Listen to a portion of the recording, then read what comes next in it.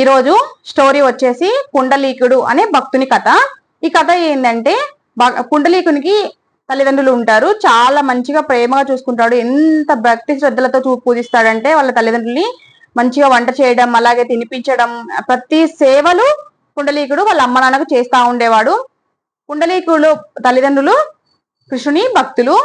చాలా మంచిగా కృష్ణుని ప్రే చేసేవాళ్ళు, ప్రార్థన చేసేవారు. అలాంటి తల్లిదండ్రుల కొడుకు పుండలీకుడు.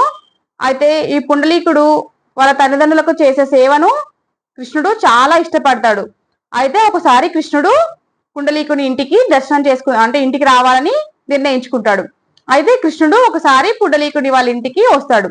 వచ్చి ద్వారం దగ్గర నిలబడతాడు. ఆ సమయంలో పుండలీకుడు వాళ్ళ అమ్మ నాన్నకి సేవలు చేస్తా కాళ్ళు నొక్కుతా ఉంటాడు.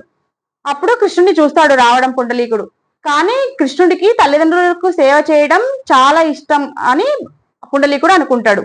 అంటే కృష్ణుడి దగ్గరికి వస్తే తను ఇష్టపడడు, వాళ్ళ అమ్మ నాన్నలకు సేవ చేస్తేనే కృష్ణుడికి ఇష్టం అని సరే అని కృష్ణుడికి ఒక ఇటుక ఇచ్చి ఉండమంటాడు. ఉండమంటాడు అక్కడ. అప్పుడు కృష్ణుడు చూస్తా ఉంటాడు అనమాట పుండలీకుడు తన తల్లిదండ్రులకు సేవ చేయడం. అప్పుడు కృష్ణుడు చాలా సంతోషిస్తాడు. ఎంత మంచి పుండలీకుడు వాళ్ళ అమ్మ నాన్నకి ఎంత మంచిగా సేవ చేస్తున్నాడని కృష్ణుడు చాలా సంతోషంగా హ్యాపీగా ఉంటాడు, చూస్తా ఉంటాడు.